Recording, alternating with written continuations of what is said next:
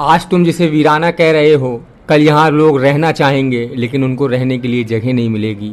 आज तुम जिसे घना जंगल कह रहे हो, कल यहाँ बस्तियाँ की बस्तियाँ आबाद होंगी। आज तुम जिसे कीड़े मकोड़ों का घर कह रहे हो, कल यहाँ कलमे की सदा गूंजेगी, अजानें गूंजेंगी, अल्लाह की हम्दो सना होगी। मैंने दुआएं की हैं अपने रब से इस जगह के लिए, मुझे यकीन है कि मेरी दुआएं कबूल होंगी। ये जगह जो आज तुम्हें वीरान दिख रही है, कल आबाद होगी, गुलजार होगी, खुशहाल होगी। ये मफहूम है उन अल्फाजों का जो हज़रत हाजी सुभान अल्लाह शाह रहमतुल्लाह अलैह ने 1930 में अपने मुरीदैन से कहे थे।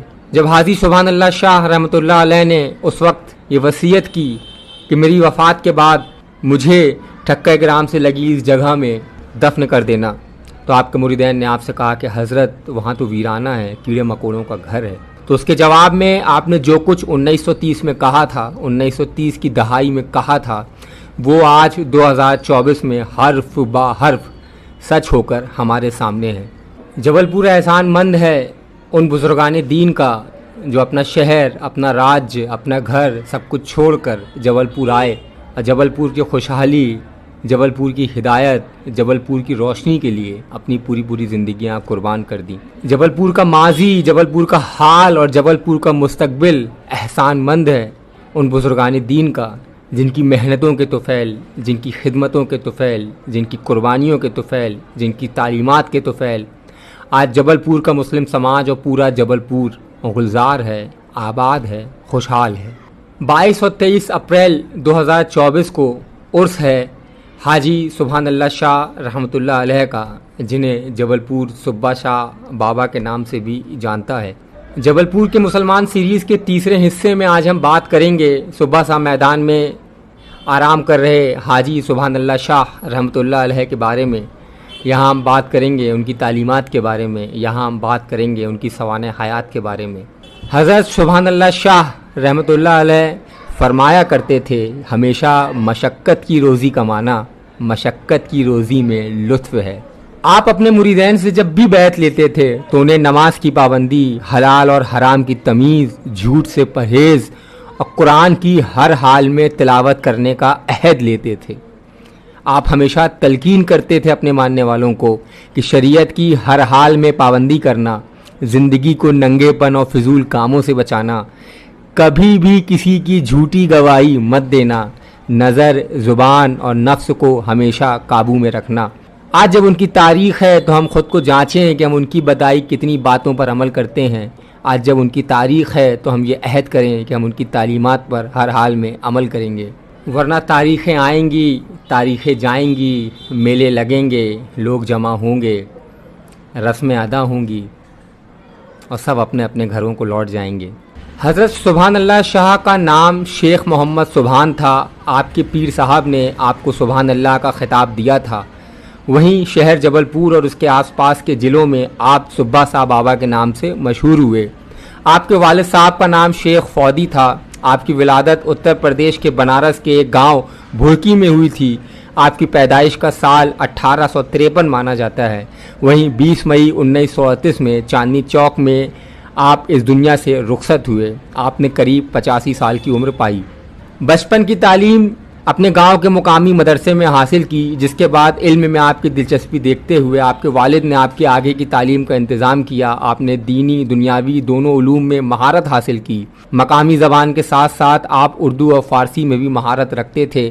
25 साल की उम्र में आपका निकाह किया गया। आपकी बेटी भी हुई। अहलिया लंबी बीमारी के बाद इंतकाल कर गईं, जिसके बाद आपने रज़ाए इलाही की तरफ अपनी पूरी तवज्जो मरकूज़ कर ली और सफ़र पर निकल पड़े। अपने सफ़र के दौरान आप पुलगांव पहुँचे, जहाँ बुज़ुर्ग हज़रत शाह नूर रहमतुल्लाह अलैह मुकीम थे। आपकी उनसे मुलाकात हुई। आप उनकी खिदमत में रहने लगे। काफ़ी समय साथ रहने के बाद आपने उनसे बैत की। बैत के बाद लंबे समय पीर साहब की खिदमत में रहे, जहाँ आपने मज़ीद इल्मी और रूहानी फैज़ान हासिल किया। अपने मुरीद की दिलचस्पी और मेहनत, रज़ाए इलाही का जज्बा देखकर उन्होंने आपको अपनी खिलाफत और जानशीनी अता फरमाई। हज़रत शाह नूर मियाँ के पीर साहब हज़रत शाह अब्दुल रहमान उर्फ सैलानी बाबा एक बार पुलगांव आए। यहाँ आपने हज़रत सुभान अल्लाह शाह को देखा। वो आपसे मुतासिर हुए। उन्होंने भी आपको अपनी खिलाफत और जानशीनी अता की। दोनों बुजुर्गों ने आपको सिलसिला कादरी, चिश्ती, सोहरावर्दी, नक्शबंदी का दर्स दिया, जिसके बाद आपको चारों सिलसिलों में बैत का हुक्म दिया गया और खिलाफतनामा लिख कर दिया गया। आप वहाँ से वापस अपने आबाई शहर आ गए, अपने घर से दर्स व तदरीस का सिलसिला शुरू किया।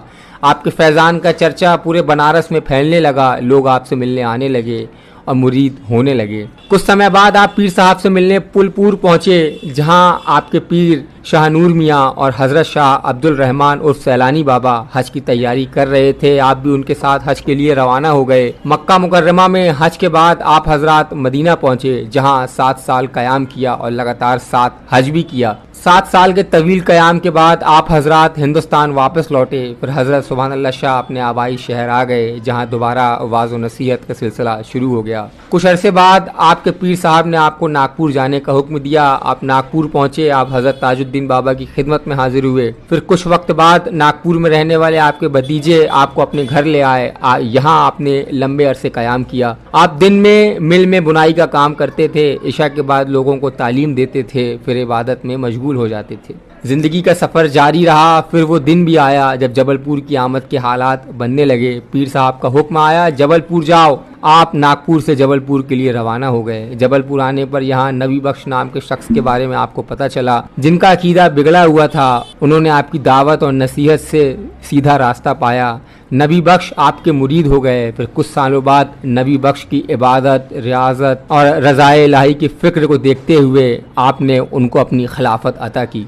आप जबलपुर के चांदनी चौक के कच्चे मकान में रहने लगे, जो मकान आज भी मौजूद है। आपने हाफिज़ अज़ीमुल्लाह को अपना दूसरा जानशीन बनाया, हज़रत सालिम मियाँ को तीसरा और हज़रत कामिल बाबा को अपना चौथा जानशीन बनाया। हज़रत सुभान अल्लाह शाह ने सोमवार के दिन 20 रबीउल अव्वल 1357 बतारीख 12 मई 1938 को चांदनी चौक में आखिरी सांस ली और दुनिया फ़ानी से रुखसत हो गए। आपकी नमाज जनाजा आपके खलीफा हाफिज़ अज़ीमुल्लाह शाह रहमतुल्लाह अलैह ने अदा कराई। आपने वसीयत की थी कि टक्कर के राम से लगे घने जंगल के बीच एक जगह आपको सुपुर्द खाक किया जाए। इस जगह को आपने अपनी हयात में ख़रीदा था। आपकी वसीयत के मुताबिक आपको वहाँ सुपुर्द खाक कर दिया गया। इस जगह को बाद में सुबहान बाग कहा जाने लगा और आगे चलकर ये जगह सुब्बा शाह मैदान के नाम से जानी जाने लगी। अल्लाह हम सबको अपने बुजुर्गान दीन की तालीमात पर अमल करने की तौफीक अता फ़रमाए। अल्लाह हम सबको अपने बुजुर्गान दीन की कद्र करने की तौफीक अता फ़रमाए। आमीन।